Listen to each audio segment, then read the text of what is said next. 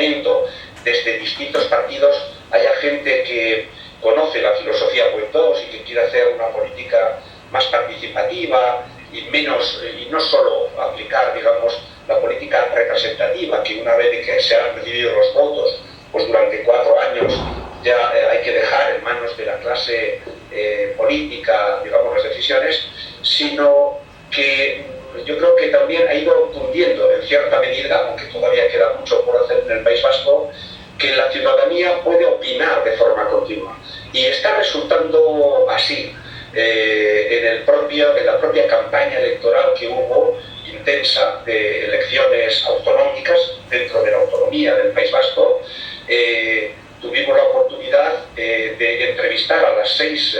candidaturas, a los 5 hombres y una mujer que podían ser lehendakaris, que es como el primer ministro del País Vasco. Lehendakari en euskera es pues el primero, la persona más representativa, y todos concedieron este tipo de entrevista, a pesar de que era una entrevista pues no programada, donde desconocían el cuestionario, que se mantuvo secreta hasta realizarla a los 6. O sea, se nos concedió bastante protagonismo, porque los propios partidos políticos intuyeron que iba a ser una campaña, como así resultó, muy disputada, donde todos los votos contaron, y que no había que desairar al grupo de bloggers, al grupo de política, no tanto por los votos que se reuniesen a través de la lectura en el ciberespacio, sino porque también, y fue un hecho afortunado, los medios convencionales, algunos periódicos de gran tirada, recogieron la política y durante todo el proceso estuvieron informando pues, de conceptos como política, de las entrevistas que llamamos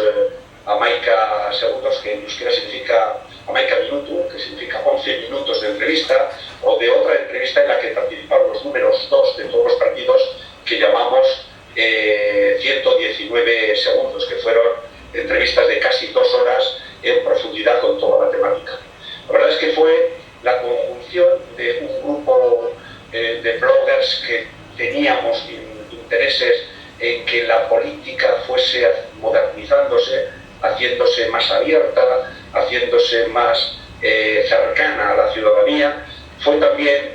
un poco la complicidad de algunos periodistas convencionales que nos dieron cobertura desde los medios, y ello ayudó sin duda porque nos permitió hacer una jornada de reflexión antes del propio debate en el sábado previo al domingo de votaciones, donde aquí la legislación electoral impide hacer debates electorales. Lo que hicimos es un análisis de la meta política, de cómo hacemos política, no tanto de las opciones que se presentaban, sino de cómo hacíamos política y de cómo la política se podía hacer de un modo pues, más amistoso, de un modo más moderno y de un modo, digamos, más político. Y todo ello tuvo su reflejo y nos permitió ensayar algo interesante. Es cierto que una vez producidas las elecciones el 1 de marzo pasado, pues es verdad que ya, como decir, la clase política y la dinámica política ha ido a cauces más convencionales, de forma que quizás hemos ido desapareciendo un poco de la escena pública, o no estamos tanto en primera las portadas de periódicos o algo por el estilo, pero no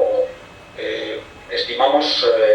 y no descartamos en modo alguno seguir pudiendo participar, seguir pudiendo intervenir y seguir pudiendo educarnos todos conjuntamente para hacer la política de una forma que sea más constructiva y que nos permita superar las dificultades. Hay que recordar que el País Vasco pues todavía tiene restos de una violencia política que es la forma 0 o 0.1 de hacer política, ¿no? Es algo muy marginal que de alguna manera ha generado mucho rechazo porque la propia ciudadanía y la sociedad vasca está muy cansada de que todavía persistan estas formas de violencia justificadas por motivos políticos. Quizás ello también nos preparó para ir pensando en ir superando la manera de hacer política y donde no bastaba el partidismo muy diversificado, porque el País Vasco también se caracteriza por tener, había 6 candidaturas importantes, pero Ha habido elegidos de hasta 8 partidos en un país muy pequeño, de apenas 2.200.000 habitantes. Somos un país pequeño, pero muy amante de la diferencia entre las provincias que lo constituyen, etc. Pero algunos lo consideramos que eso es riqueza, pero naturalmente es riqueza si sabemos gestionarla, si sabemos aceptar por parte de los demás la riqueza. No, ok, Miquel, muchas gracias, y te quería hacer una última pregunta para pasarte a Juan David, y para si de pronto algunas personas que nos están viendo te quieran preguntar algo. Yo quiero que nos compartas un poco, ya tienes y te hemos entendido y tienes acá unos seguidores de esa tesis de política en torno a la visión de la forma en que los políticos y la política se debe asumir. Pero quiero que nos compartas un poco la visión que estuve escuchando en esa iniciativa de EduBlogs, donde se habla de una escuela 2.0, ya no hablando del tema como del tema partidista, el tema político, sino ya el tema de educación. ¿Cuál es la visión que ha construido el País Vasco y que nos puedas compartir y nos puedas alimentar con esa experiencia? Pues con mucho gusto también. Realmente en España el presidente español lanzó una medida política, algunos con intencionalidad populista lo podrían considerar, pero que otros sin embargo creemos que es positiva, que es Escuela 2.0. Pero en todo caso también en el País Vasco somos muchos los bloggers educativos que nos llamamos ICAS Blogger, o sea, I latina, K-A-S y luego bloggers, también fácil de localizarnos, que apostábamos por distribuir en algo similar a como Nicolás Negroponte proponía para el tercer mundo, proyectos como Feibal, se han desarrollado en Paraguay, en Uruguay creo que es, o otros proyectos que hay a lo largo de todo el mundo. Creíamos que es positiva la distribución de un pequeño ordenador, de un ultraportátil, de los que ya la industria informática ha creado, a todo el alumnado de enseñanzas básicas, que aquí prácticamente el País Vasco se escolariza a toda la población desde los 2 años hasta los 16 con carácter obligatorio y en la práctica hasta los 18 o 20 años. La idea era no solamente repartir un ordenador cuando ya el 60-70%, vamos, el 80% del alumnado tiene ordenador y el 60-70% tiene conexión por banda ancha. Es una sociedad en la que la conectividad está extendida, pero sigue quedando un problema de exclusión digital. Entonces, para que